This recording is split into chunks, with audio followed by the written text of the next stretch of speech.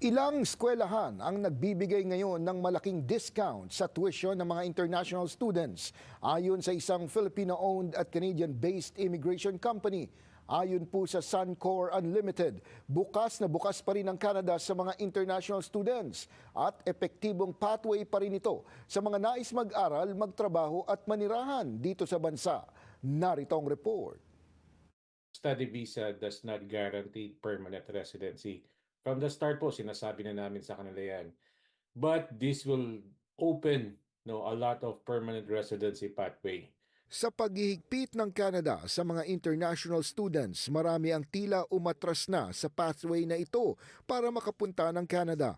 Pero paglilinaw ng isang education consultant mula sa Suncor Unlimited, hindi naman talaga isinasara ng Canada ang international student pathway. Sa katunayan, kung paplanuhing maigi, marami pa ring oportunidad na maging permanent resident gamit ang international student pathway. Yung merong PGWP ngayon, kung hindi masteral po, dapat related po sa agriculture, sa healthcare, sa science, technology, engineering, and mathematics, trades, at saka transport. So, meron po silang official list po ng mga programs na related na pwede niyo po i-check. Just check canada.ca, the official website of immigration. Mabisang paraan pa rin daw ito sa mga kababayang nais pumunta ng Canada, lalo na sa mga wala pang pamilya na gustong magtrabaho o manirahan sa Canada. If you are planning to take master's program or doctorate program or a certain bachelor's degree program, yun po, merong pong PGWP, hindi po kailangan related dun sa 5 categories. So just to be clear. Bagamat may mga programang hindi na nga maaaring isama ang pamilya sa ngayon, maaari naman daw silang pasunurin na lamang sa mga susunod na taon. Kung pwedeng iwan mo muna yung pamilya mo, and then you can sort it out na wag mo nang mag-master's kunin mo.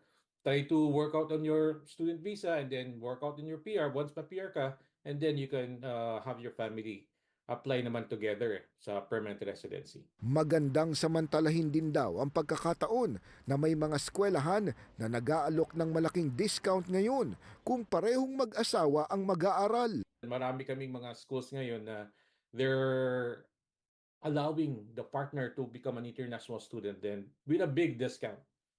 So abangan niyo po sa mga announcement sa mga schools po, they're offering this program na couple can study here in Canada.